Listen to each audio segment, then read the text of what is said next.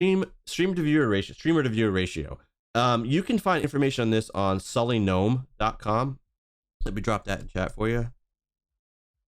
And what Sully Gnome is, it's a site that allows you to look at stats on games and stats on users and streams and all that kind of stuff. It's a really awesome site, and it can give you a lot of information on how to be more successful at what you're doing here on Twitch.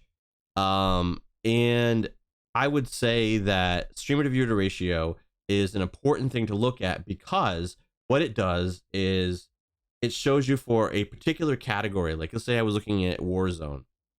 It's going to show me how many, well, as the name implies, how many streams there are to viewers. And ideally, if you want the most exposure possible, which you need on Twitch because they're terrible at giving newer streamers discoverability, you need to be able to stand out from the crowd. So if you're looking at various categories and you see streamer to viewer ratio, you want to try to find something that is as close to your actual count as possible. And in fact, they have a tool in there, and I can pull this up actually.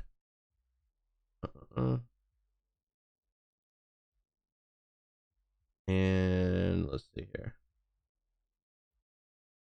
Let me go in trending game.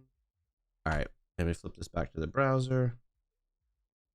All right, so this is Sully Gnome, and you can see here's the channel average viewer ratio, right? So this for Grand Theft Auto is saying, you know, over the last 7 days, it's averaging about 25 viewers per channel.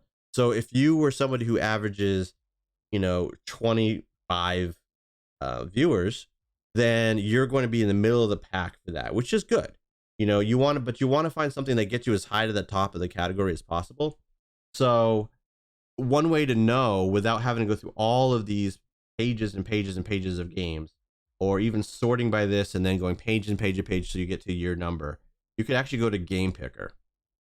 And in Game Picker, what it does is, just like I was mentioning with your numbers, is you want to type in, put your average viewers in. So let's say we put in 15 average viewers. And I'm not going to worry about directory position. I'm going to say update table.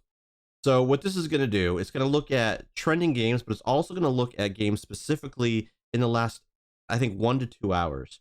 And what it's going to show you is, if you were streaming this game right now, what would your estimated directory position be based on how many viewers you say that you average? So in this game here, which is Gridiron, it's saying that I would rank in like that top row of streamers if I were to play that game. And that's important because that means if somebody goes in there, the first one they're going to see on that first row is you. And that's what you want. No one's scrolling all the way down to the bottom. No one is scrolling all the way down to the bottom. So that's a really big deal. So here's Diablo. It's saying that I would be in the 11th position, which is probably the second row, right? So that's pretty good. Anyway, so that's how this works. Game Picker. They call it beta, and it should not be used. And they say in their disclaimer, this tool is in beta and should not be used as a magic bullet to predict Twitch, right? Nobody can do that, but this gives you as much information as you could possibly get, and which will definitely help you out. All right, next question.